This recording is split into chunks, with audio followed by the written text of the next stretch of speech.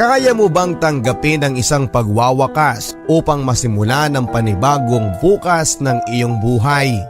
At tatanggapin mo ba ang pagbabago kapalit ng sakit? Dear Papa Dudut, gaya ng nakagawian ko, alas 7 ng umaga, babangon ako mula sa isang napakahabang pagkakahindi. Ang alarm clock ko mula sa aking ulunan ang nagpapaalala nito sa akin na umaga na at wala akong opsyon kundi ang simula ng panibagong araw. Pero pakiramdam ko ay pagod na pagod pa rin ang aking katawan mula sa ilang mga bagay na aking pinagkaabalahan ng mga nagdaang araw. Ang bigat sa pakiramdam. Gusto ko pa rin matulog.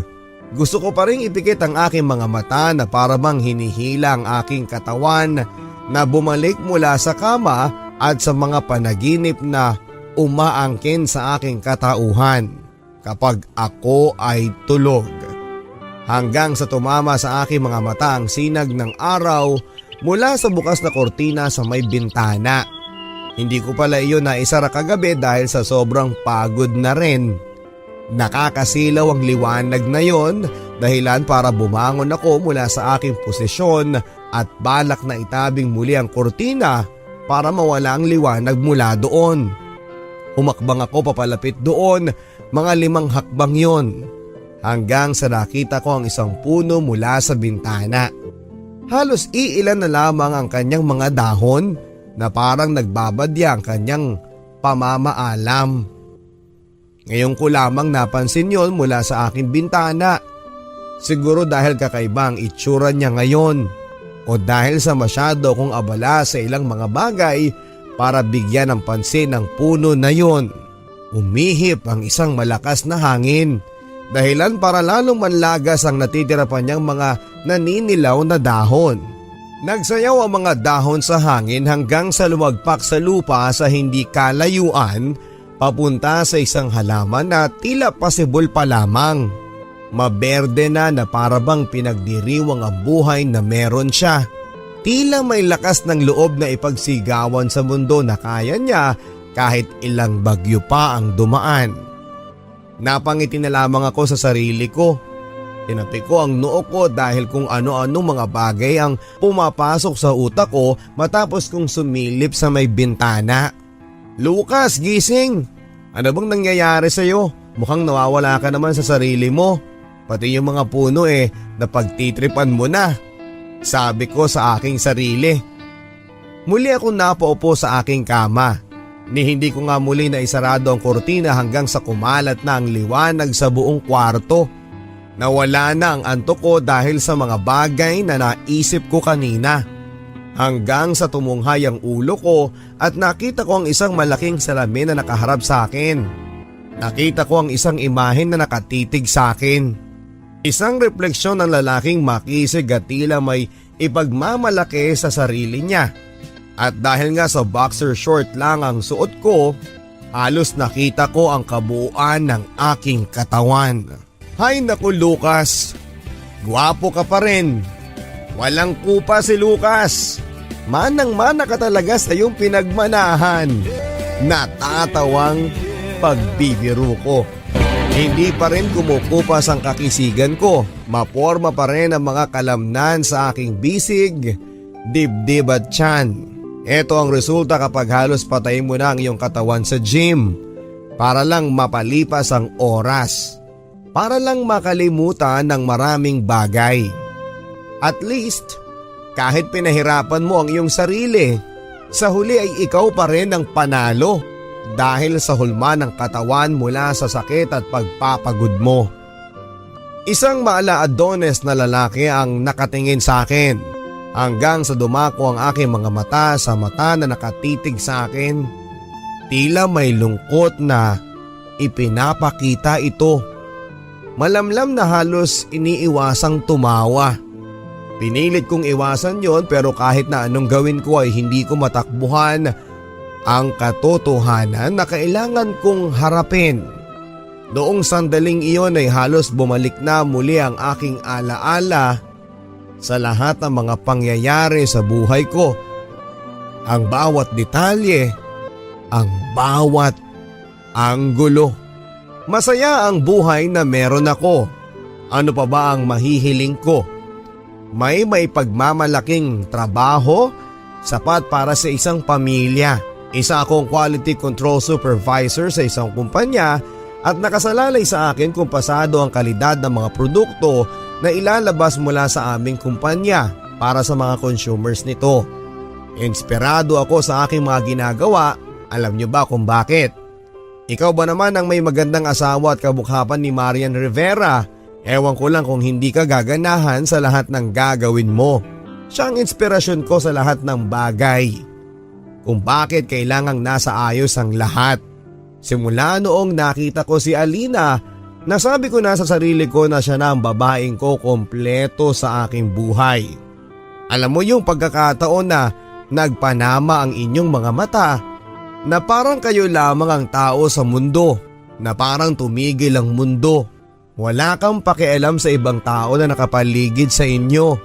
Kahit na walang lumalabas na mga salita sa inyong labi, pero nangungusap ang inyong mga mata.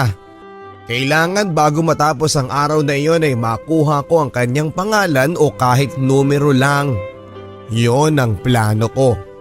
Isa siyang modelo sa event na aming dinaluhan na sponsor ng aming kumpanya. Mahaba at bumagay sa kanya ang kanyang kulot at itim na buhok. May pagkamistisa, alam mong may kaya sa buhay. At kita mo ang hubog ng katawan dahil sa hapit ng suot niyang bumabagay sa kanyang sophisticadong ganda. Hindi ko nga alam kung papasa ako sa kanyang panlasa. Kailangang swabe lamang at may pagka-gentleman ang datingan ko sa kanya. Baka kasi isipin niya na presko ang dating ko. Nakapustura naman ako ng oras na yon kaya hindi ako mapapahiya if ever makipagkwentuhan ako sa kanya. Ilang oras pa ang dumaan, pasulyap-sulyap ako sa kanya. Naghihintay ng pagkakataon na pwede ko siyang makausap. Kaya naman nang pwede na akong lumapit sa kanya. Hi miss? Hi sir? Kumusta? It seems na magpupuyat kayo kasama namin eh. Well sir, this is our work. Sanay na po. Kaya don't worry. And besides nag-i-enjoy naman kami sa event eh. Eto ba ang work mo? I mean you do this for a living? Actually isinama lang ako ng friend ko. The offer is good kaya hindi na ako tumanggi. Ganun ba? By the way, I'm Lucas, supervisor sa company. Ano nga palang pangalan mo? I'm Alina. Nice to meet you Mr. Supervisor Lucas. Masyado ka namang formal eh. Call me Lucas. Teka, is it okay kung kunin ko yung number mo? To know you better.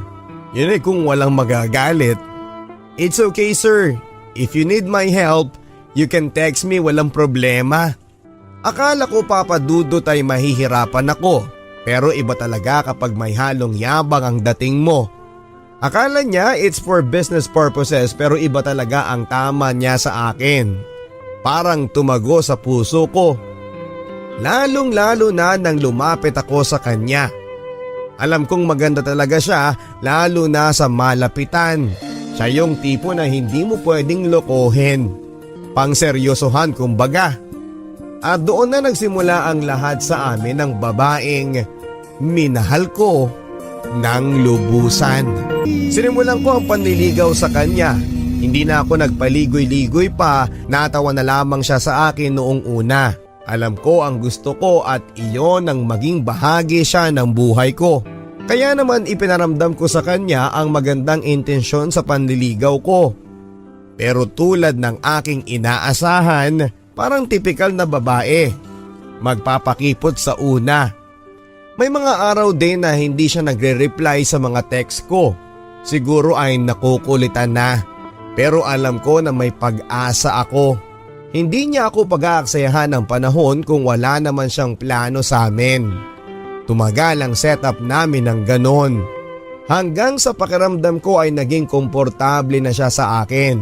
Niyaya ko na rin siyang lumabas papadudot. May pagkakataon na sinundo ko siya. Doon ko nalaman na hindi naman talaga modeling ang trabaho niya, kundi teller sa isang bangko. Sumama lang talaga siya sa kaibigan niya ng oras na nakilala ko siya. dahil nagka-emergency daw at wala na siyang choice at dodoblehin na lang daw ng kaibigan niya ang bayad. Ayon sa kanya, sino ba naman siya para tumanggi? At dahil nga sa magandang ipinakita ko sa kanya, nagbunga din ito matapos ang ilang buwan ng panunuyo ko sa kanya. Hindi ko na talaga siya binitawan pa, Papa Dudut. Naging girlfriend ko na siya. Hanggang sa ako nang nagdesisyon na kung maaari bang bumisita ako sa kanila para makilala ko din ang kanyang mga magulang.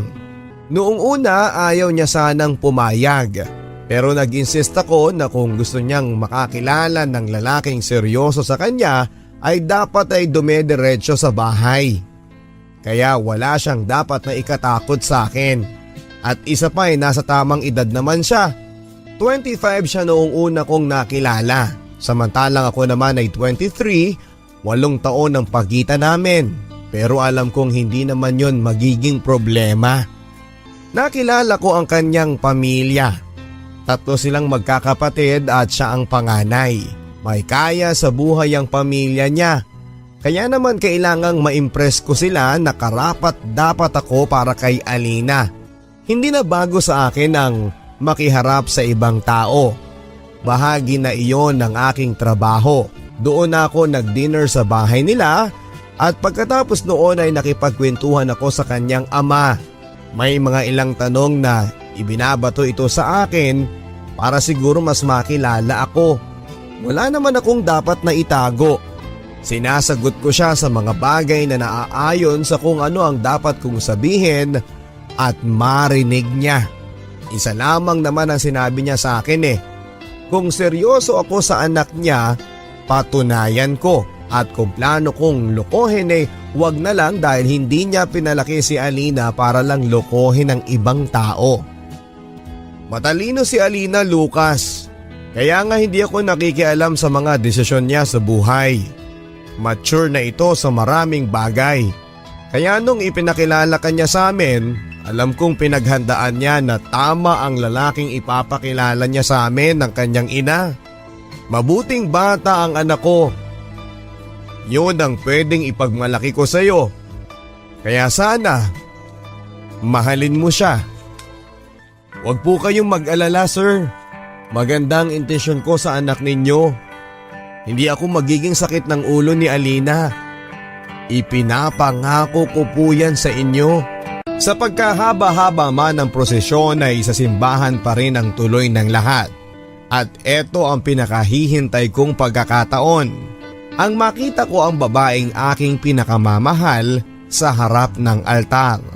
Kinakabahan ako sa unahan ng simbahan habang hinihintay ko si Alina na pumasok mula sa pintuan. Panay ang pahid ko ng pawis ko sa aking noo at leeg, kasama ng paglagok ng aking lalamunan. Ganun pala ang pakiramdam, Papa Dudut, ng excited at kinakabahan. Hindi mo maitago ang saya na para bang gustong lumabas ng puso ko mula sa aking dibdib. Ako na ata ang pinakamasayang tao sa buong mundo ng oras na yon. Tumunog ang kampana, hudyat na paparating na ang babaeng aking pakakasalan. Hanggang sa nagbukas ang pinto, nakita ko ang isang babaeng nakaputing trahe de boda. Napakahaba nun. Kahit natatakloban ang kanyang mukha ng isang puting tela, pero naaaninag ko pa rin ang kanyang pulang labi at mukha niyang napakaganda. Doon pa lang ay jackpot na ako. Hindi na maalis ang ngiti sa aking labi noong sandaling yon. Habang papalapit siya sa akin ay ramdam ko ang kaganapan ng isang pag-ibig na inilaan sa amin ni Alina. Iniaalay ko sa kanya ang buong puso at pagkatao ko. Siya lamang ang babaeng aking mamahalin. Wala na akong mahihiling pa hanggang sa lumapat na lamang ang aking mga labi sa kanyang labi. Parang gusto ko nang tumigil ang pag-ikot ng mundo. Gusto kong hindi na matapos ang eksena na yon at sigawan mula sa mga tao na nakapaligid sa amin ang pumuno ng simbahan habang hinahalikan ko siya. Isa iyong selebrasyon ng buhay at pagmamahalan ng dalawang pusong pinagtatagpo para sa isa't isa. Ang unang gabi namin, Papa Dudut, bilang mag-asawa ang isa sa mga pinaka-exciting na karanasan sa buhay ko. Ibinigay at isinuko niya sa akin ng lahat. Habang pinag-isa namin ang aming puso at katawan, ang init ng tagpo na yon ang lalong nagpainit ng pagmamahala namin sa isa't isa. Ngayong mag-asawa na kami, syempre ang susunod ay mga chikiting namin. Ang sabi ko nga sa kanya kung maaari 100 ang anak namin para isang buong basketball team. Ang sagot niya sa akin ay hindi naman daw siya inahing baboy para bigyan ako ng ganong kadaming anak. At baka kapag binigyan ko siya ng ganong kadaming anak ay baka malosyang kaagad siya at maghanap ako ng iba. Bigla ko siyang hinalikan sa labi niya at sinabi kong, "Alina, hindi mangyayari yon habang nabubuhay ako." Mabilis na tumakbo ang kamay ng orasan. Ang mga araw ay naging buwan at naging taon kalauna. 3 taon na rin ang nakakaraan simula noong maging mag-asawa kami ni Alina. Pero, aba Lucas, kailan mo ba kami bibigyan ng apo? Nai-excite na kami dito sa bahay. Magtrabaho ka, double time. Ikaw naman Alina, pagbigyan mo itong si Lucas. Huwag niyo kaming paghintayin ng matagal. Papa, wag mo na kaming pagsabihan ng ganyan. Masyado kayong excited eh. Ginagawa namin ni Lucas ang lahat. Mabigyan lang po kayo ng apo. Abay bilisan ninyo. Doon na rin ako napaisip Papa Dudut. Dahil nga sa busy rin kami sa trabaho kaya hindi ko napapansin. Pero hindi naman kami nagmamadali ni Alina. Kung ano-ano tuloy ang mga pumapasok sa utak ko. May problema ba sa amin ni Alina? Ako kaya? 3 taon na rin ang nakakalipas kahit ako ay gusto ko na rin na magkaroon ng sariling anak. Ang mga hagikik ng baby at yung tatawag sa akin ng daddy, iba kaya ang pakiramdam noon. Bigla tuloy akong na-excite kaya naman kinausap ko si Alina tungkol dito. Binalak namin na magpa-check up sa doktor para humingi ng advice kung ano ang dapat naming gawin. Kung may problema ba para masolusyonan na kaagad. Medyo kinakabahan ako pero alam ko sa sarili ko na wala naman akong problema. Pumayag naman si Alina sa plano ko. Wala namang problema sa kanya maliban sa kung minsan ay pagsakit ng ulo niya na idinadaing niya sa akin. Dahil na rin siguro sa stress ng trabaho at ilang pang mga problema. Gusto na rin naming magkaanak. Kinaumagahan ay natuloy ang plano naming magpunta sa doktor. Paalis na kami ng bahay ng mga sandaling iyon nang hindi namin inaasahang, "Teka honey, nahihilo ako. Teka Lucas, ang sakit ng ulo ko. Ang sakit parang binibiyak. Honey, anong nangyayari sa'yo?" Halos iumpog ni Alina ang ulo niya sa pader. Ilang sandali pa ang lumipas ay nawala na siya ng malay at dinala namin sa ospital. Agad kong tinawagan ang mga magulang niya para sabihin kung ano ang nangyari. Unang beses ko lamang nakita siya ng ganon at kahit ako ay nabigla din sa mga nangyari. Under observation pa si Alina nang dumating sina Papa at Mama. Ipinaliwanag ko ang nangyari at sa mga oras na yon, doon ko na nakita na umiyak ang mama ni Alina. Bumalik na naman ba ang sakit niya, Alfredo? Huwag kang mag-alala, Vanji. Hindi naman siguro. Huwag kang mag-alala. Gagaling din si Alina. Hintayin lang natin kung ano ang resulta ng obserbasyon ng doktor. May dati na po bang sakit si Alina, Papa? Dati pa yun. Malimit na umaatake ang sakit niya sa ulo. Nagkaroon na siya dati ng operasyon. Ang alam ko ay naging maayos naman siya. Basta yung kanyang mga maintenance na gamot ay iniinom niya. Minsan kasi matigas ang ulo ng batang yan. Ilang oras pa ang dumaan at pinatawag na kami ng doktor para malaman ang resulta ng eksaminasyon. Tinanong niya muna kung may history ng problema sa kalusugan si Alina at sa mga kamag-anak nito. Kinabahan ako sa mga sumunod na usapan. Mister, Ma'am, Sir, meron akong masamang balita. Tila po lumaki ang tumor sa kanyang utak. Dumami na po ang cancer cell sa utak ng pasyente. Bakit po dumating sa punto na ganito? Sana po inaagapan natin siya kaagad. Stage 4 na po ang cancer cell sa kanyang utak. I'm sorry. Pero susubok tayo ng ibang mga options para mapabagal ang epekto ng sakit niya o kaya ay gumaling siya. Kailangan po natin ng dasal para sa pasyente. Para bang pinagsakloban ako ng langit at lupa ng sandaling yon. Halos hindi ako makahinga. Kusa na lamang lumabas ang luha sa aking mga mata. Sunod-sunod at gusto kong sumigaw. Gusto kong yakapin si Alina ng mga sandaling yon. Bakit hindi niya sinabi sa akin? Bakit sinasarili niya lamang ang sakit niya? Niyakap na lamang ako ni na mama at papa ng mga sandaling iyon habang patuloy pa rin ang pag-iyak ko. Hindi ko alam kung papaano sasabihin sa kanya ang sitwasyon niya ngayon, pero hindi pa ako nawawala ng pag-asa. May awa ang Diyos at alam niya kung gaano kabuting tao si Alina at kung gaano ko kamahal ang aking asawa. Kung makikinig siya sa panalangin ko, pwede niya kaming tulungan. Ang sabi sa akin ni mama at papa, alam ni Alina na may sakit na siya dati pa. Hindi lang nila inaasahan na mas lalala pa ito. Akala nila dati ay gumaling na ito ng tuluyan.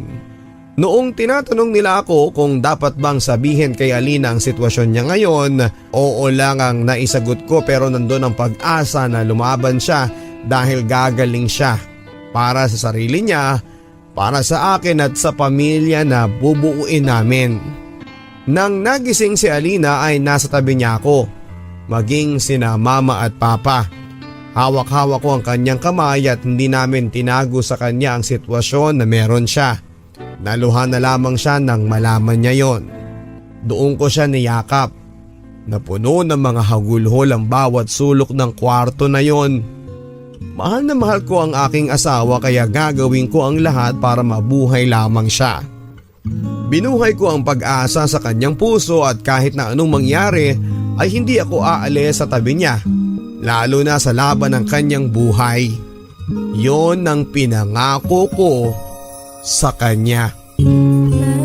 Halos sa loob na ng ospital kami tumira, lalo na sa kondisyon na meron si Alina. Yun ay kahit pa sinasabi niya na okay na ang kanyang pakiramdam, nadudurog ang puso ko sa tuwing inaatake siya ng sakit ng ulo. Isinisigaw na lamang niya at inuuntog ang kanyang ulo sa unan. Ramdam ko ang panginginig ng kanyang kalamnan. Alam kong kahit ang yakap ko ay walang maitutulong sa kanya. Pinapakalma na lamang siya ng mga gamot na ini-inject sa kanyang katawan. Halos niluto na ang kanyang katawan ng mga gamot. Malaki ang ipinayat niya dahil sa kanyang sakit. Hanggang sa nakita ko na lamang na kung saan-saan siyang aparatos ipinapasok para mag-undergo ng chemotherapy. Ang dati niyang mahabang buhok ay unti-unting nalagas na. Halos walang matira. Araw-araw ay halos unti-unting nababawasan ang saya at sigla sa kanyang mga labi at katawan. Kapag nag-uusap kami ay pinapalakas ko ang loob niya na parang normal lamang ang lahat. Ang masakit sa sitwasyon ko ay yung tipong wala akong magawa habang ang pinakamamahal kong tao ay nahihirapan mismo sa harapan ko. Na halos hindi niya makaya pero ang magagawa mo lamang ay tignan ang kanyang paghihirap. Isa akong inutil habang halos bawat parte ng kanyang katawan ay humihiyaw sa sakit. Nangihina ako para sa kanya. Naaawa ako para sa aking asawa. Ang presensya ko sa kanyang pinagdaraanan ang tangi kong pwedeng maibigay sa kanya. Ang sabi ko nga sa panalangin ko, bakit si Alina pa? Bakit siya pa?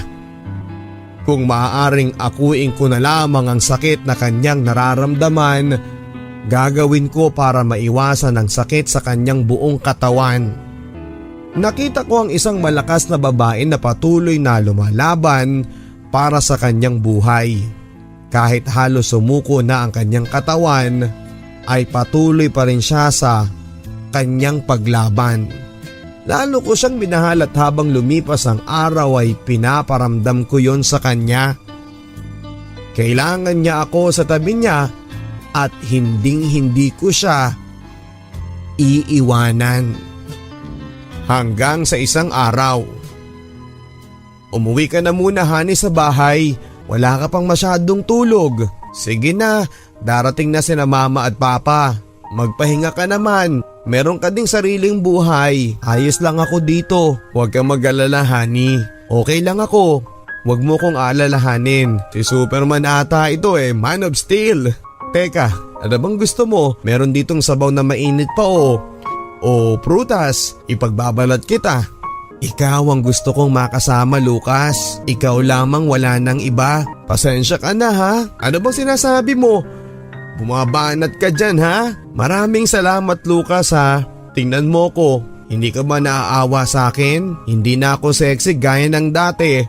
Halos wala na nga akong buhok na gustong gusto mong haplusin Ang mga labi ko laging maputla at wala ng kulay. Lucas, hindi mo kailangan gawin ito. Kapag nahihirapan ka na, maiintindihan ko ang lahat. Sabihin mo lang sa akin. Alina, mahal ko, huwag kang magsalita ng ganyan. Para sa akin, ikaw ang pinakamagandang babae sa mundo. Hindi magbabago yun sa aking paningin. Tingnan mo ko sa mga mata ko. Ang sabi ko, ikaw ang pinakamagandang babae sa mundo. Hindi ba ako ang mas matanda sa'yo? Lahat ng bagay kukupas pero ang pag-ibig ko sa'yo hindi magbabago. Tandaan mo yan. Kaya magpagaling ka para magawa na ulit natin ang mga dati nating ginagawa. Marami na akong sorpresa sa'yo, nasa bahay lang lahat. Wala na akong mahihiling pa, Lucas. Nagpapasalamat ako sa Diyos at binigyan niya ako ng isang asawa na gwapo na, mapagmahal pa na tulad mo. Ang swerte-swerte ko talaga. Hayaan mo, magpapagaling ako para sa'yo. Pangako ko yan. Magiging maligaya tayo at bibigyan kita ng 12 chikiting. Natawa na lamang ako sa mga sinabi niya sa akin. Mabilis na lumipas ang panahon. Pero mukhang lalo na lamang atang lumalala ang sitwasyon ng kalusugan ni Alina. Patient is not responding po sa medication na ginagawa natin. Yun lang ang sasabihin niyo sa akin? Then do something! Ang mahal ng binabayaran namin sa ospital na ito tapos ang sasabihin niyo lang sa amin? Not responding? Sabihin niyo yung bang gusto naming marinig sa inyo? Hindi yan makakatulong. Huminahong ka, Lucas. Alam nila ang ginagawa nila. Papa, napakinggan mo ba ang sabi nila? Wala silang ginagawa. They are useless. Kailangan gumaling ni Alina. Kailangan niyang gumaling, Papa. Dumating na sa punto na halos ayaw ko nang tignan si Alina sa sitwasyon niya. Nakakaawa, pinipilit niyang ngumiti sa harap ko para maalis ang pag-aalala ko pero alam ko kung gaano kahirap ang kanyang pinagdaraanan. Lucas, napapagod ka na ba? Hindi, honey. No, of course, hindi ako mapapagod para sa'yo. Nandito lang ako sa tabi mo. Kasi ako, honey, napapagod na ako. Ang sakit-sakit na. Para bang tinutusok ang bawat parte ng katawan ko. Na para bang sasabog ang ulo ko. Gusto ko nang sumuko, honey. Parang ayaw ko nang lumaban. Napapabayaan mo na pati ang sarili mo. Okay lang yan, honey. Ayaw ko nang maging pahirap pa sa'yo. You have a life. Ako, malapit na. Malapit na akong mawala. Alina, huwag kang magsalita ng ganyan. Huwag kang susuko. Alam kong mahirap, alam kong masakit pero please huwag gayon. Huwag kang bibitaw. Para sa akin, para sa pamilya natin. Akala ko ba bibigyan mo pa ako ng anak? Hindi ba sinabi mo yan sa akin? Kaya tuparin mo ang mga pangako mo. Natakot ako sa mga sinabi sa akin ni Alina, Papa Dudut. Sa unang pagkakataon ay napakinggan ko mula sa kanyang mga salita ang pagsuko. Natatakot ako sa mga susunod na mangyayari para sa amin. Ayaw kong mag-isip ng kung ano-ano Pero hindi ko siya masisisi kung bakit gano'n ang itinatakbo ng utak niya. Hanggang isang araw, kinausap ako ni Papa at ni Mama. Lucas, kinausap kami ni Alina. Nakiusap siya sa amin na huwag ka munang papuntahin ng ospital. Ayaw niya na makita mo siya sa ganong kondisyon. Ayaw niya na makita mo siya na mas lalo siyang nahihirapan. Sana pagbigyan mo siya kahit ngayon lang. Huwag kang mag-alala, ando naman kami hindi namin siya pababayaan. Ayusin mo muna ang sarili mo. Pa, hindi ako papayag. Asawa ko siya at gusto ko nakatabi niya lamang ako. Lalo na sa pagkakataon na katulad nito. Huwag niyo naman pong gawin sa akin to. Nakikiusap ako. Sige na, pagbigyan mo na muna si Alina. Nahihiya na siya sa iyo Kahit ngayon lang. Baka kasi mas makasama pa sa kanya kapag hindi natin siya pinagbigyan. Alam ko naiintindihan mo ang gusto niya. Mahal na mahal ka ng anak ko. Kaya huwag kang mag-alala. Sinunod namin ang gusto ni Alina. Kung mas makakatulong iyon sa kondisyon niya, pagbibigyan ko na muna siya. Alam ko din naman na ayaw niya na makita ko siya ng ganong sitwasyon. Inayos ko na muna ang sarili ko, kailangan gwapo ako lalo na kapag nagkita kami. Inayos ko muna ang ilang mga bagay sa bahay at sa trabaho. Halos madami na rin pala kaming napabayaan. Naging abala ko sa ilang mga bagay at gusto ko na sana ay ayos ang lahat kapag umuwi na siya.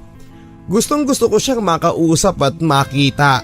Nakikibalita na lamang ako kay Mama at kay Papa sa bahay nila. Minsan nga doon ako nakikitulog at hindi nila alam na palihim kong sinisilip si Alina sa kwarto niya, lalo na at kapag tulog ito. Ayos na ako sa ganong setup. Lagi akong may dalang pulang rosas para iparamdam sa kanya na nandun lamang ako sa tabi niya sa lahat ng sandali. Ang huli ko lang nalaman ay nag-hire daw si Alina ng private nurse para mag-alaga sa kanya. Sarili daw na desisyon yon ni Alina at kahit sina Mama at Papa ay nagulat din sa desisyon na yon. Wala namang problema para lalong maasikaso siya sa ospital. Baguhan lamang daw yon sa ospital pero eto na lagi ang kasama niya sa kwarto. Halos mas gusto pa nga daw na kausap ito ni Alina, yung nurse niya, bagay na ipinagtataka nila. Nakitaan na rin daw nila ito ng sigla kumpara dati na ni ngumiti ay hindi nito magawa. Hanggang isang araw ay pinatawag na raw ako ni Alina at gusto akong makausap. Pero hindi tulad ng inaasahan ko mga sumunod na eksena. Kinausap na muna ako ni Mama at Papa na kahit sila ay nawiwirduhan sa kinikilos ni Alina. Huwag daw akong magugulat sa aking makikita. Kung maaari ay sakyan ko na lamang muna si Alina. Pumasok ako sa kwarto niya. Nandito ka na pala, Lucas. Sheila, tulungan mo akong bumangon. Sige po, Ma'am Alina. Ano ka ba? Ilang beses ko bang sasabihin sa'yo na halos magkasing edad lang tayo? Alina na lamang. Sheila pala ang pangalan mo. Maraming salamat sa pag-aalaga mo sa kanya. Sheila, gusto ko nga palang ipakilala sa iyo ang pinsan ko na si Lucas. Mabait yan, gaya ng ikinuwento ko sa iyo. Di ba natatandaan mo? Siya na pala yun. Oo naman, natatandaan ko. Di ba sabi mo sa akin excited ka nang makilala ang pinsan ko. Ngayon nandito na siya. Hindi ko maintindihan kung bakit gano'n ang mga narinig ko. Tama ba na ipinakilala niya akong pinsan niya kay Sheila? Nakatitig ako sa mga mata niya pero walang pag-aalinlangan na nakatitig siya sa akin. At alam niya ang ginagawa niya. Epekto ba yon ng mga gamot na nasa katawan niya? Ibinaling ko ang aking mga mata kina Papa Alfred at Mama Vanjie dahil wala akong naiintindihan. Pinalabas na muna nina Mama at Papa si Sheila para magkausap kami nina Alina nung time na yon. Honey, hindi ko maintindihan. Bakit pinsan ang pakilala mo sa akin? Lucas, alam mo ba na si Sheila inalagaan niya ako nung wala ka. Magaling din siyang magluto kaysa sa akin. Halos magkasing edad kaming dalawa. Alam kong maaalagaan ka niya kaysa sa akin. Maganda siya, matalino, may katangian na gusto mo sa isang babae. At least kapag nawala ako, alam ko Lucas na may mag-aalaga sa'yo. Ano ba mga sinasabi mo Alina? Napapakinggan mo ba ang sarili mo? Ayaw ko ng ganitong biro. Lucas, pagbalik-balik ta rin man natin ang mundo, alam mo ang mangyayari sa akin. Pagod na ako. Kapag nawala ako, gusto ko na may babae na mag-aalaga sa'yo. Gusto kong maging masaya ka. Gusto kong maging maligaya ka. Pwede ba? At si Sheila yon. Maniwala ka sa akin. Siya ang babaeng nararapat sa'yo. Yung pwedeng maging asawa mo. Hindi tulad ko na isang sakitin na malapit nang mamatay. Kahit ako ay kinilabutan sa mga sinabi ni Alina, sumusuko na siya. Pero kahit sa huli kapakanan ko pa rin ang iniisip niya. Gusto kong sumigaw, gusto kong umiyak sa harap niya. Niyakap ko siya ng mahigpit matapos noon, ilang araw pa ay nilabas na siya sa ospital. Gusto raw niya na sa bahay nila papa at mama siya tutuloy kasama ni Sheila at ako ay dadalaw lamang doon 2 beses isang linggo para makita siya at si Sheila. Ganon niya plinano ang lahat. Hindi ko din alam kung pinaglalaruan niya lamang ako. Pero noong sinabi niya na magiging magaan sa loob niya ang lahat kung tutulungan ko siya sa ginagawa niya, wala na akong magawa o wala talaga akong nagawa sa bawat sakit na nararamdaman niya, sa bawat paghihirap niya. Tapos sa huli ay ako pa rin ang iniisip niya. Para akong tau-tauhan na sumusunod sa gusto niya kahit parang unti-unting nadudurog ang puso ko. Masaya at nakangiti siya sa harap namin at halata na ipinipilit niya ang gusto niya na si Sheila ay mapalapit sa akin. Mabait si Sheila, Papa Dudut. Halos iniintindi niya sa bawat sandali ang kapakanan ni Alina. Para nga silang mag-best friend. Sa pag-uusap namin ay unti-unti ko siyang nakikilala. Alam kong mabuting tao siya. At nagpapasalamat ako sa pag-aalaga niya sa asawa ko. Sa tuwing may oras kami na nakakausap ni Alina, kinukumusta niya ako at si Sheila. Halos doon na lamang tumatakbo ang aming usapan na parang kinukondisyon niya ang isip ko sa kanyang pagpapaalam. Para akong bata na pinipilit ang mga bagay-bagay na ayos lamang ang lahat. Alam ni Alina kung gaano ko siya kamahal, ito ang kanyang kahilingan. At gusto ko na maging masaya siya sa mga huling sandali sa buhay niya. Hanggang isang araw, isang dinner ang inihanda nila sa garden para sa amin ni Sheila. Si Sheila ang nagluto noon. Nakatingin si Alina mula sa may bintana habang pinapanood niya ang eksena naming yun. Hindi ko alam kung bakit hindi ako makatanggi. Siguro kung may awards lang sa Best Actor, siguro ako na ang panalo. Grand Slam, Papa Dudut. Kahit na hindi ko alam kung saan kami mag-uumpisa ng kwentuhan at alam ko na nahihiya din si Sheila sa akin. Naging laman ng usapan namin ang trabaho niya at ilang pasyente na katulad ni Alina.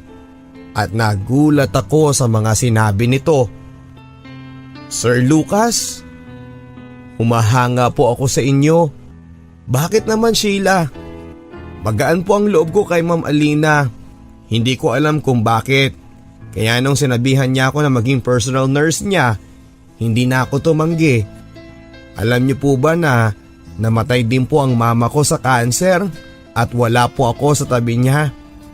Hindi ko siya naalagaan dahil nag-aaral pa ako noon.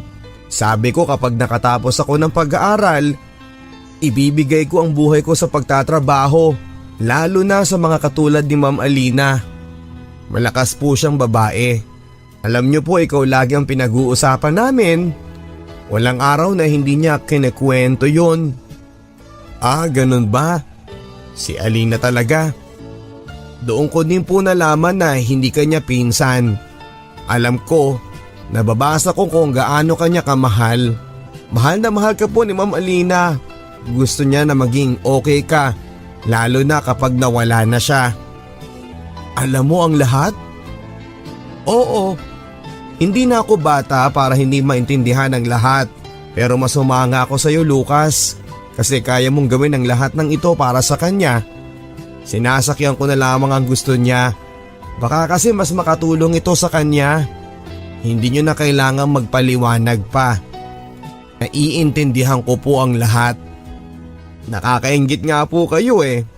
Isa ako sa witness na ang isang tunay na pagmamahalan ay totoo.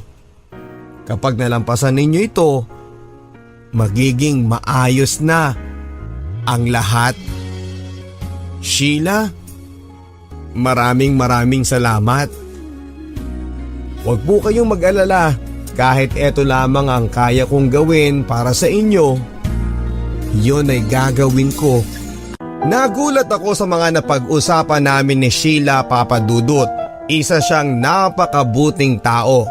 Kahit alam niya ang katotohanan, pero handa pa rin niyang gawin ang lahat ng ito. Hinangaan ko siya dahil doon. Niyakap niya ako sa pagkatapos ng aming usapan. Nakita ko na nakatingin pa rin sa amin si Alina mula sa bintana at nakangiti ito mula sa malayo. Naging napakahaba ng gabing iyon. Masarap ang inihanda na pagkain ni Sheila kahit na sina Mama at Papa ay natuwa sa kanya. Hanggang sa nakatulog na ang lahat. Gaya ng nakagawian ko, Papa Dudut, alas 7 ng umaga ay babangon ako mula sa isang napakahabang pagkakahimbing. Ang alarm clock ko mula sa aking ulunan ang nagpapaalala nito sa akin na umaga na at wala akong opsyon kundi ang simula ng panibagong araw. Pero pakiramdam ko ay pagod na pagod pa rin ang aking katawan mula sa ilang mga bagay na aking pinagkakaabalahan ng mga nagdaang araw. Ang bigat sa pakiramdam, gusto ko pa rin matulog. Gusto ko pa ding ipikit ang aking mga mata na para bang hinihila ang aking katawan na bumalik mula sa kama at sa mga panaginip na umaangkin sa aking katauhan kapag ako ay tulog.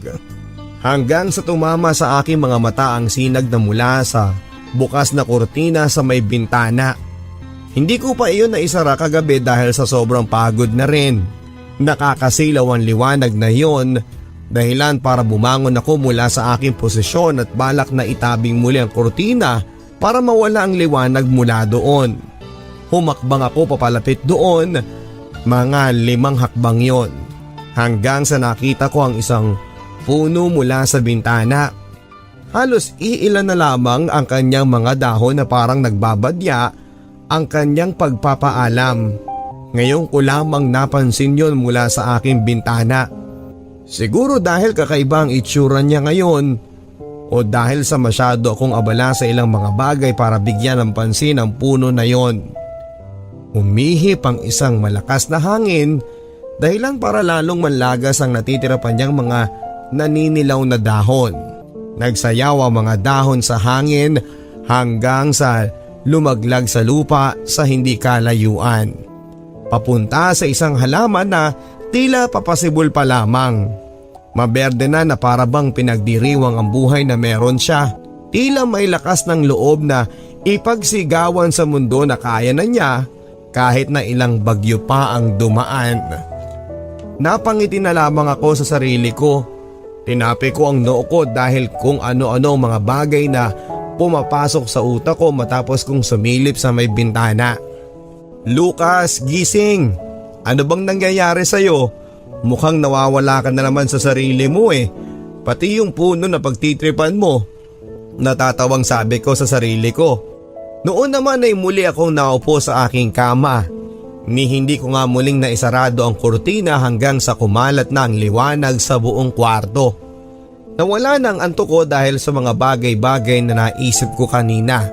Hanggang sa tumunghay ang ulo ko at nakita ko ang isang malaking salamin na nakaharap sa akin. Nakita ko ang isang imahe na nakatitig sa akin. Mababakas mo ang lungkot sa aking mga mata. Hanggang sa sunod-sunod na katok sa aking pintuan ng umagaw ng aking atensyon. Malakas yun na tinatawag ang aking pangalan. Agad kong tinungo ang pinto para buksan. Nakita ko si Papa ang nasa labas ng pintuan. May luha sa kanyang mga mata. At kahit na hindi siya nagsalita ay alam ko na hindi maganda ang gusto niyang sabihin. Ang tangi niya lamang nasabi sa akin ay ang pangalan ni Alina. Agad kong tinakbo ang kanyang kwarto sa taas ng bahay para akong hangin na nilipad sa pinakamabilis na kaya kong gawin. Bukas ang pintuan sa kwarto niya. Andun ang dalawa niyang binatilyong kapatid na umiiyak. Narinig ko ang hikbi sa buong bahay. Nasa loob ng kwarto si Sheila na kinukuhanan ng pulso si Alina. Samantalang si Mama Vanjie ay nasa ulo na nito at umiiyak. Hanggang sa nakita ko na umiiling na si Sheila. Agad akong lumapit sa kinakalagyan ni Alina. Niyakap ko siya ng mahigpit. Tinignan ko ang kanyang mukha at wala ng luha na tila nakangiti pa. Hindi siya nahirapan sa huling hininga niya na parang naging napakasarap ng pagkakatulog niya. Umagos ng kusa ang luha sa aking mga mata. Parang yung isang malakas na ulan na hindi tumitigil. Mahal na mahal kita, Alina. Mahal na mahal kita. Asawa ko. Mahal na mahal kita, Alina. Mahal na mahal kita. Asawa ko. Yon ang mga huling salita na nabanggit ko sa kanyang wala ng buhay na katawan.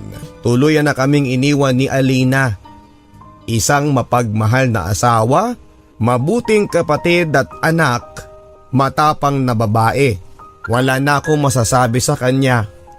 Gusto ko na iyon ang manatili sa aking alaala sa kanyang paglisan.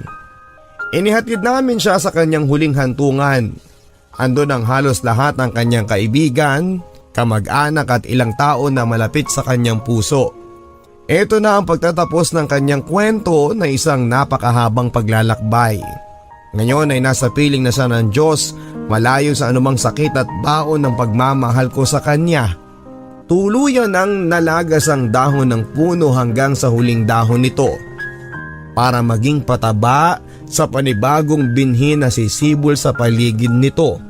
Mabilis na dumaan ang panahon at natanggap ko na rin ang pagkawala ni Alina kalaunan. Alam kong magiging masaya siya kung nasaan man siya ngayon, pero hindi mawawala ang puwang niya dito sa aking puso. Ilang linggo papadudot ang nilagi ko sa Singapore para sa bakasyon na bigay sa akin ng kumpanya na pinagtatrabahuhan ko. Lalo ko pang pinabuti ang aking trabaho simula noong nawala si Alina at ngayon ay isa na akong general manager. Alam kong ipagmamalaki niya ako kapag nakita niya ako. Hanggang sa isang araw ay nagkaroon ng bloodletting event ang kumpanya. Lahat ng empleyado ay in-encourage na magpunta sa second floor ng building para mag-donate ng dugo. Nagpunta ako ng mas maaga para hindi na ako abutan ng dagsa ng tao at marami pa akong magawa maya-maya. Ilan pa lamang ang andon sa venue. Puno ng pulang banderitas at kung ano-ano pa ang lugar. Kung hindi bloodletting event yun ay iisipin mong Valentine's Day yun dahil sa dominanteng kulay pula.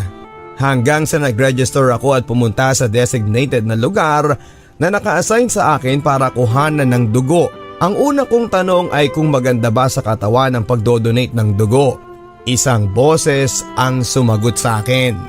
Yes sir, maganda po sa katawan at sa puso ang pagdodonate ng dugo para mapalitan ng bagong dugo ang ating katawan. Huwag kayong mag-alala, kagat lamang ng langgam ang mararamdaman mo sa karayom. Isang pamilyar na boses yon at alam kong kilala ko yon. Hanggang sa napatitig ako sa mukha ng nurse na nasa aking tabi. Hindi ako pwedeng magkamali, si Sheila yon.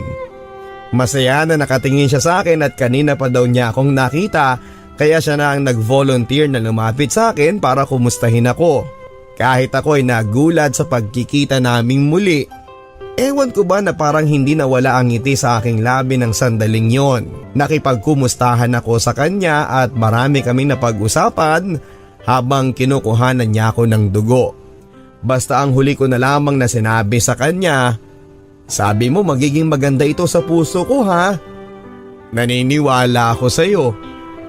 Papa Dudut, ang kwento ng aking buhay ay naging makulay. Puno ng pagsubok at muling pag-uumpisa. Nagpapatunay lamang na ang buhay ay may paraan para ituro sa atin ang lahat ng hiwaga nito. May pag-ibig na wagas at problema na kaya mong lagpasan. May linisan man, pero may darating muli na para sa iyo. Hanggang dito na lamang ang inyong kabarangay. Mga kapuso, mga kabarangay, minsan po ay may kwento na hindi natin nagugustuhan kung paano pinagtatahi-tahi ng buhay. Merong pait, sakit at pighati. Ganun talaga. Minsan ang ilan sa detalye nito ay hindi naaayon sa gusto nating mangyari. Kailangan nating danasan ang lahat ng ito para mas maging matatag tayo at harapin ang buhay ng hindi sumusuko hanggang sa dumating ang panibagong umpisa. At doon ay pihadong magiging maayos na ang lahat. Para sa inyong mga liham kasaysayan, maaari po kayo magpadala sa ating email address bls971@yahoo.com. Hanggang sa muli, ako po si Papa Dudut sa mga kwento ng pag-ibig, buhay at pag-asa. Dito sa Barangay Love Stories #1.